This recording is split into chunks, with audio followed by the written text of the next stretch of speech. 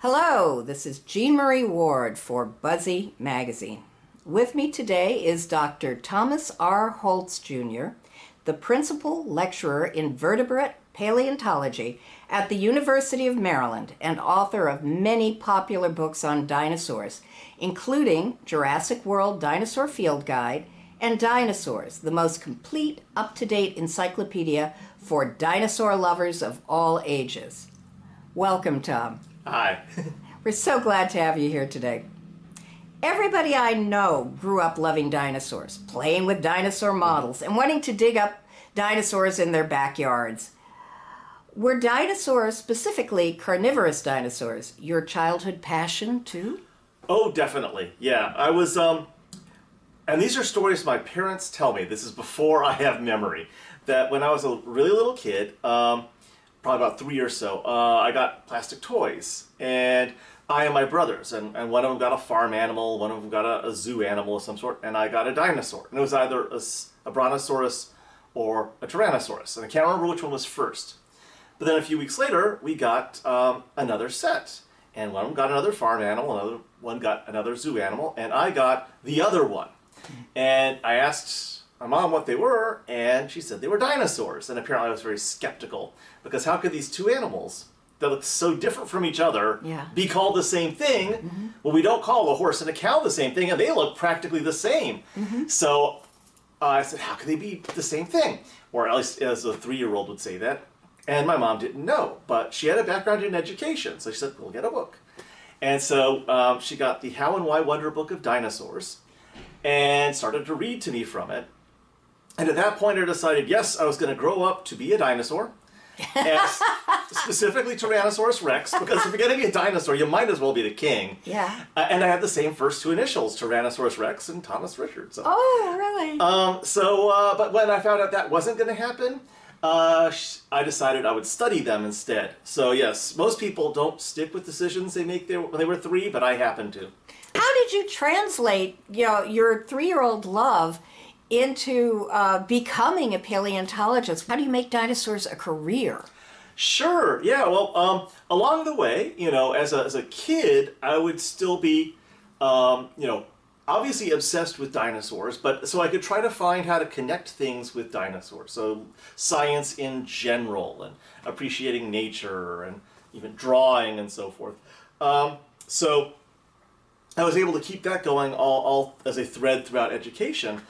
And then, so that it comes around time to start looking for college, finding out where you could go to be a paleontologist, because not that many universities have paleontology courses, much less, well, there are no paleontology majors really in America, or actually most countries. You're typically either a geology major who takes a lot of biology, or a biology major who takes a lot of geology. And so when I got around time to looking for university to go to, we looked for places where there were paleontology classes and so forth. And I actually wound up going to Johns Hopkins up in Baltimore, which incidentally turned out really well for me for multiple ways. One, I met my wife there, the most important aspect. And then the other thing is I sort of entered the world of science fiction conventioning through Balticon there. I had gone to a few before that, but in any case, so focusing on paleontology, I went and got my Earth and Planetary Sciences degree with an interest in paleontology. And even then, most people, when they get into paleontology, they might be drawn in by dinosaurs, and they get to college, and they're somehow seduced by the power of brachiopods, or graptolites, or multituberculate mammals, or something. What does this mean? Exactly. So, and all these other sorts of things, because the vast majority of ancient things weren't dinosaurs. And there's a lot more specimens of some of these other organisms, and so you can, crunch those numbers much more finely when you've got good sample sizes. But no, I stuck with it. I was going to do dinosaurs. So, and then continuing from that, went off to a grad school where I could do specifically dinosaur research. And I was lucky enough to get in to Yale University and work with John Ostrom, a key figure in dinosaur paleontology in the 20th century. And, from there, just then to sort of look for jobs after I got out of grad school where I could keep on doing paleontology. And in the short term, I wound up working for 4 years for the U.S. government, the U.S. Geological Survey, not on dinosaurs, but on microfossils, because microfossils can give us a lot of information about past environments, and even back then in the early 1990s, people were concerned about the environmental effects of global warming, and so I was part of a larger research team looking at the last time it was fairly warm and trying to model what weather and climate conditions were around the planet at the time. And then partway through that, I happened to get contacted by a faculty member who was at the University of Maryland, and they said they wanted me to come out there and do the weekly departmental colloquium. Most university departments will have a weekly colloquium where some speaker from outside presents their work. And then he talked with my boss after I had left. He says, "Yeah, no, actually, this is it's sort of a trial interview, because they were thinking of having a dinosaurs class and they wanted to see if I was any good at presenting."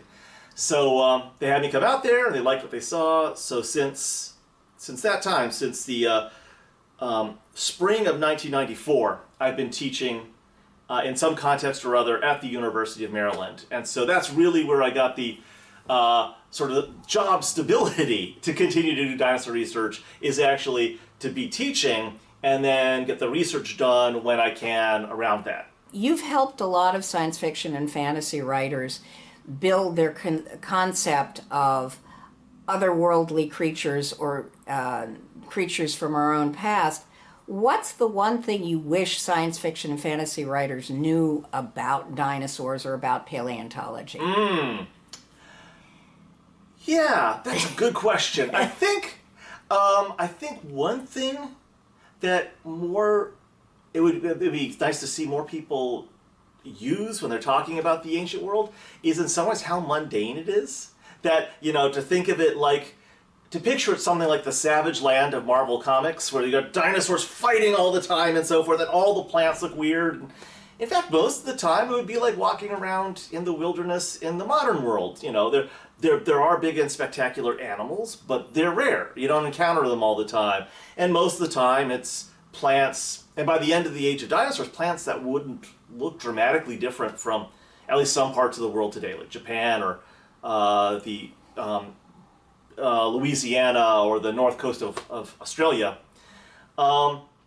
And, small animals and so forth. And then occasionally this giant creature comes walking by. A bear. A bear, like it might be around here nowadays. A bear, back then, something a lot bigger. So that's one thing. Also that not everything was an age of dinosaurs, that there's a whole spectrum of a fossil world to choose from. And yeah, I know dinosaurs are the coolest. This is an objective fact. But there are other aspects of the ancient world that actually would be nice to see explored. To be fair, science fiction is a huge genre, and there's a lot of clever people, and a lot of those other time periods are explored, from Stephen Utley's stories set in the Silurian, so when the land was just first getting colonized, through Julian May's The Saga of Pliocene Exile, so set about 6 million years ago in Europe, and so you see the environments of that time, but it ties in aliens and Celtic and Germanic mythology and all sorts of other stuff, psionic powers.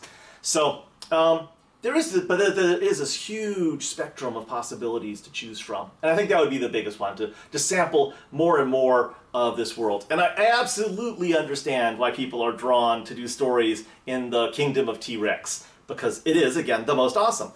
But your favorite dinosaur. It's my favorite dinosaur, absolutely. But there are so many things to choose from. Why should people, there are a lot of us who still care passionately about dinosaurs, but why should the rest of the world care about animals that have been dead for hundreds of millions of years?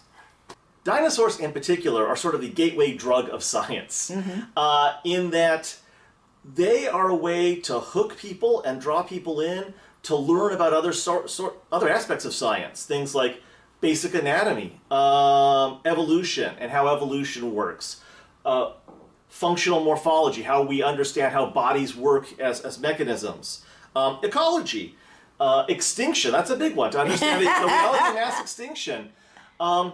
And these sorts of topics, you can engage a public via the medium of dinosaurs in ways that they might not approach it if you're just told them we want to talk about, the living organisms of the American Southeast. They might not be as interested, but if you've got these giant monsters in there, but then also can teach the same sort of things. So that's at one level.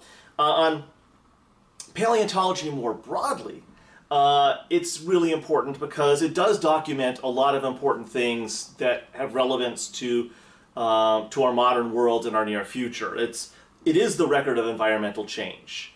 That the environmental changes we will have this century are unprecedented in the realm of human history.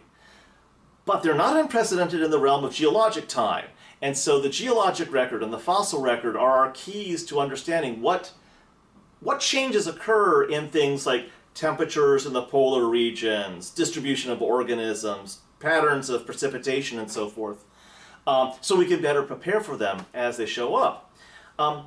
And sort of more, on a more dire level, but it's important, without the fossil record, we wouldn't know about mass extinctions. Within human history, we've not seen mass extinctions. And we've seen animals go extinct on islands and, or even on continents. This being Capclave, the symbol here is the dodo. The dodo clearly went extinct as Europeans were witnessing it, and therefore they could realize an animal that lived on an island could go extinct. But without the fossil record, there was no appreciation that entire ecosystems can collapse. And although every mass extinction is different in its own way, it always boils down to rapid environmental change, too intense and too quick for organisms to adapt to. And that's what happens when that's what causes the ecosystems to crash. And it's like, the Game of Thrones. You either live or you either win or you die. You either make it through and you are the ancestors of the next generation of diversification, or you're a group that dies out. And the fossil record can show us the different ways environments can come to an end, and also give us a clue of what it is you need in order to survive, which, better to keep it from happening. But if it is in the midst of happening, it can help guide conservation biologists and agronomists and so forth to be aware of possibilities. Yes. Okay. What are your current projects? Okay. Let's see. Current projects. I have a kids book on Tyrannosaurus Rex that I am wrapping up. And then my The Dinosaurs, the Most Complete Up-to-Date Guide came out in 2007, so that's not so up-to-date. So I'm in the midst, my next big popular audience project is to work on that, although additionally I'm in the midst of the early stages of writing and editing a multi-author volume, the latest edition of The Complete Dinosaur. I'm also working with a crew of scientists from the Burpee Museum, which is in Rockford, Illinois, on specimens we've been collecting over the last 8 years or so out in southeastern Montana. And in particular, there's a member of the feathered dinosaur group called the Oviraptorosaurs. It's a specimen of a dinosaur genus called Anzu. The nickname of this individual is Pearl, because the guys who initially found the first bones were from Pearl City. In any case, I'm going to be describing this specimen. It includes bones that the previous discovered specimens of Anzu did not have.